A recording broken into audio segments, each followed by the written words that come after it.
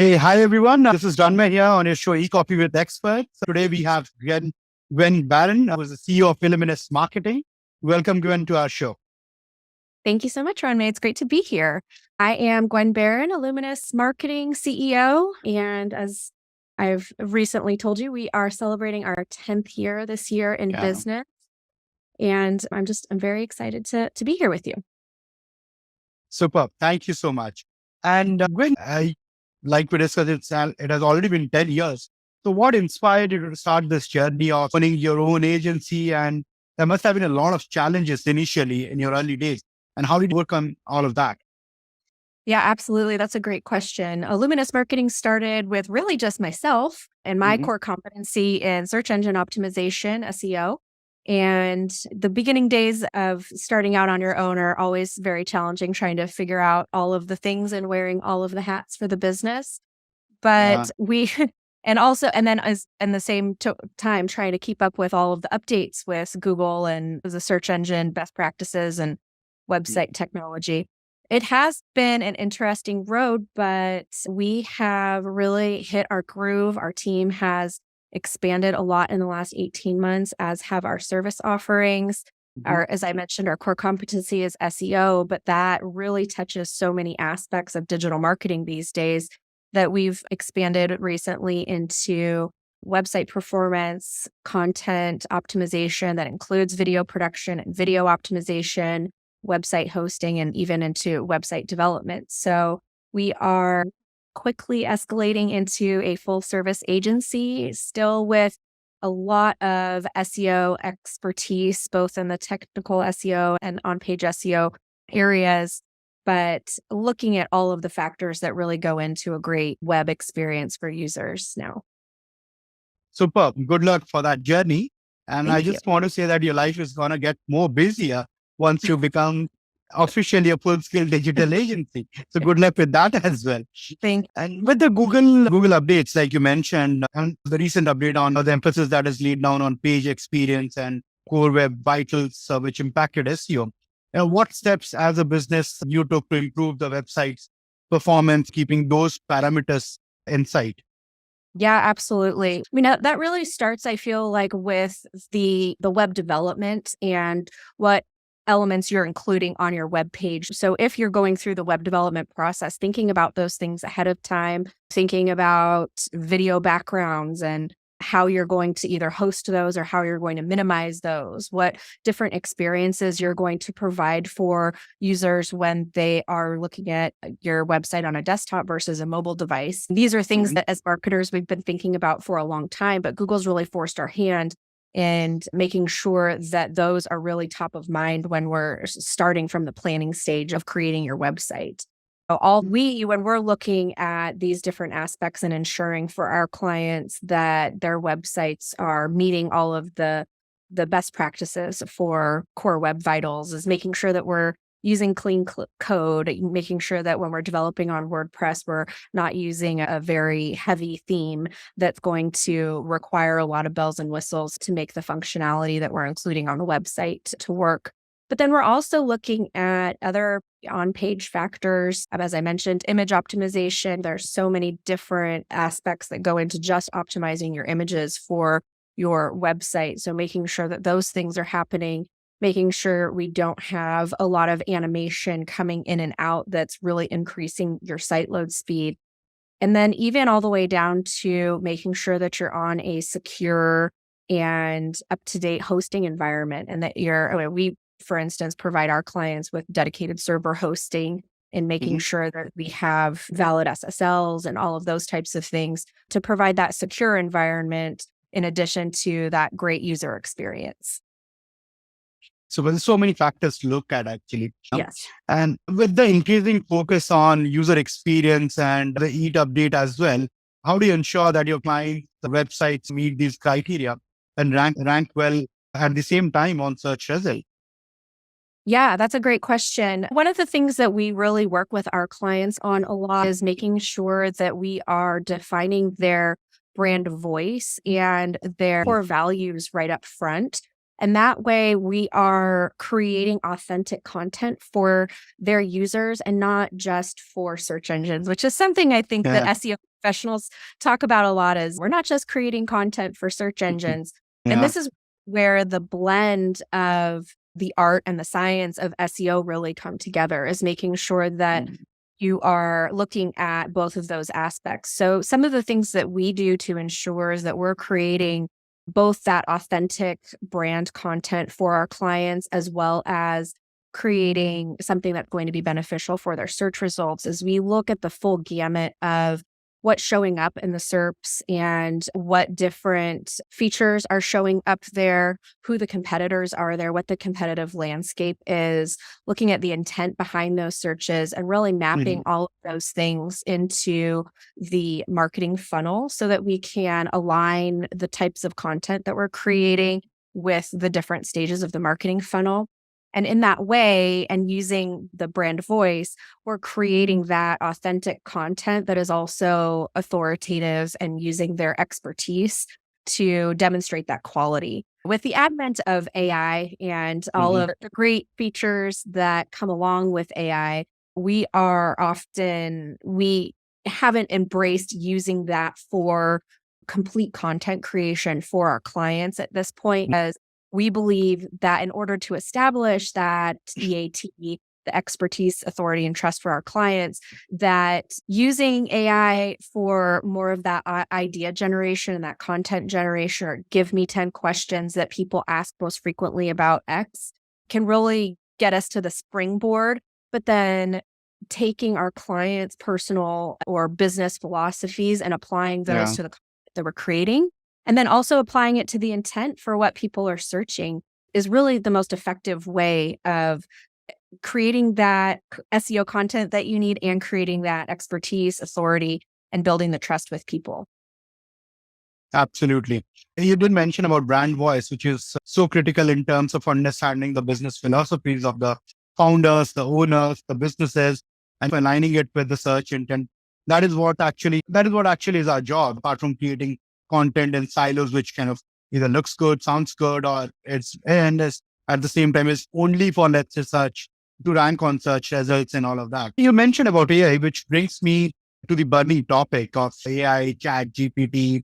We all are in that storm right now. What is your take about AI, machine learning, the impact it has on content creation and content writers overall? There is a fear around in the industry of people losing their jobs. So as an agency founder, what is your overall take around it? Yeah, I think it's a complex issue that we're all grappling with right now. And recently, some of the big names in AI, even Elon Musk, I think was the big headline, but even Tristan, I can't remember his last name, but with Twitter, and a lot of the AI thought leaders put out that letter about really pausing with AI. And while I don't know if that's going to happen, realistically, I don't think that's going to happen. However, I do think that they made a really good point in that letter, which was, do we really want to automate jobs that are personally and humanly fulfilling for, I don't know if humanly is a word, but fulfilling for humans? Do we really want to automate those jobs away? And I find that AI is, again, a great tool for a lot of different things. I think that as an SEO, you can probably relate with sitting there and creating meta descriptions for a 300-page website or something like that and trying to come up with unique content. So I think that there are definitely some applications that we can use for content that isn't that authoritative content, that's something that will help people understand what your page is about and click through from the search engines.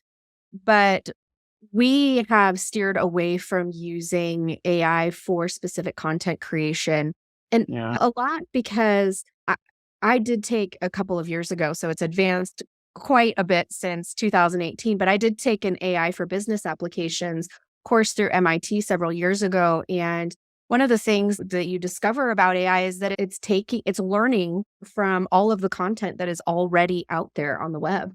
And so if we are just using those tools to regenerate additional content, it's just regurgitating that information in a different way, in a different voice that isn't maybe aligned with the brand's own voice. And I think that the quality of the internet will decrease so much if Yeah. we are just relying on regurgitated content. I think that humans have the unique ability and perspective to bring that critical thinking piece that machines just don't have yet. And quite Yeah. frankly, I don't necessarily think that we should build that into build that all of that humanization into machines, because then what's our role?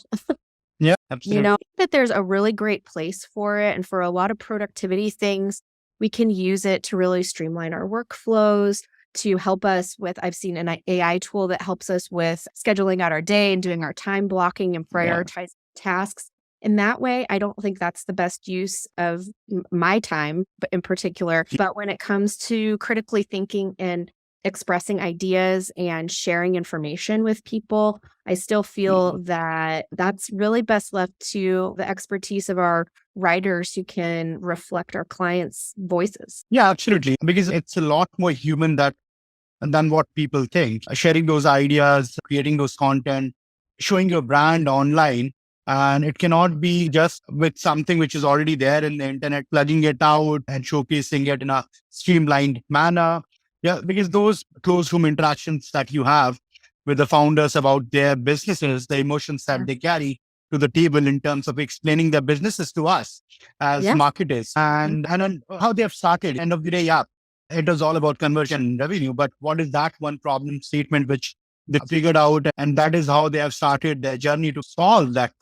And Yeah. all of that, when we think and talk and strategize and then write and then rewrite, then make it public. So all of that is a journey in itself. So Yes. while AI can be used to, like you mentioned, give me 10 different questions on this topic to initially give you that kickstart, but it cannot be the final product ever. You need that human touch to Yes. give it that finish, right?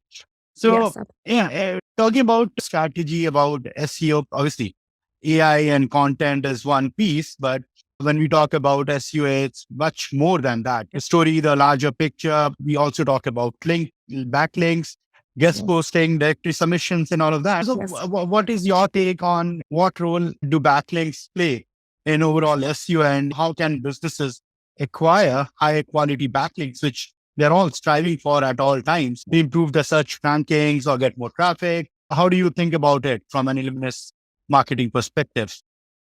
Yes, for backlinks, we still believe that very high quality backlinks that are related to your business and also that can contribute to that expertise and authority are extremely important for all of our clients. And so the things that we do to assist our clients with earning those links and also driving more traffic to their website from those high quality pages, publications, whatever it might be, we're constantly monitoring for different press opportunities and or different hot topics in the press that might relate to our clients' particular expertise. So Yeah. this is kind of where digital PR and SEO once again are blended and share a lot of the same values. We've gotten a lot of really good placements for our clients in different publications, one of which even started the journey of acquisition for that particular client. They were featured and they were a EMR that does healthcare software. And they Okay. were featured in a publication that was read by the business that ultimately ended up acquiring them. And so it plays such a great role in showcasing your client's expertise and then also in driving that traffic and getting that larger business awareness. We often are talking to our clients about whenever we send you a press opportunity, it's really important that you turn that around to us as quickly as you can, because that is an important part of building your authority with search engines and also building your authority and brand awareness with anybody who's paying attention to the article. Absolutely. And talking about SEO and search results, it all starts with keyword research at the beginning when we get that Yes. campaign going. And not even Yes. going, in fact, when we are on our drawing board trying to create that strategy. How do you go about keyword research for a fresh campaign or for a fresh client who has gotten on board? So what is your strategy around it? Our strategy is, first of all, interviewing our client and talking to them about keywords that they think that they would like Mhm. to rank for. And then going through an in-depth process of looking at their competitors' keywords, flushing out any variations, all of those things that have been staples of keyword research for the past 2 decades. And Uh-huh. but beyond that, there are some really great tools out there that now allow us to also look at the intent behind those searches and really figure out, is somebody just looking at this because they don't know the definition of this word that's associated with your brand, or are they looking at this because they're really looking for a service? And so what we do with our client is, once we have narrowed down the keyword list into a manageable list, as we go through and look at the intent of each search. And in cases where there might be a question about the intent, we do that physical Google incognito search to make Yeah. sure that Google thinks that we're interpreting what Google thinks the Yeah. intent is in the correct way. We go through that process with them and prioritize the keywords for their campaigns based off of that. We usually come up with a scale also for clients, because it's very difficult for them to rank on a scale from 1 to 10 how important this keyword is for their business. Some clients, you end up with all tens, and then that doesn't help Yeah. you with Yeah. prioritization at all. So we come up with a scale for our clients to help guide them in putting those 10 keywords really at a transactional level and having a local priority for those keywords. And then using our software, we're able to calculate with the client's priority, the search volume, the organic click-through rate, a number of different metrics go into setting the priority for which keywords we'll optimize their website for. So it's a very in-depth process up front, so that we make Mhm. sure that we're hitting those targets and setting expectations for our clients right up front. Great. And then there are a lot of tools which kind of helps us in this initial stage of research. So Yeah. what are your, let's say, top 3 go-to tools for that? Sure. Screaming Frog, obviously. Screaming Frog is like the easiest snapshot to just get the whole overview of not only what's happening on your site, but also on your competitors' sites. We Competitors, rely yeah. on Screaming Frog for our initial analysis pretty heavily. We love that tool. And then we use Moz's keyword tool. We find Mhm. that's really effective in helping us get to the initial strategy for what we want to do for our keyword list.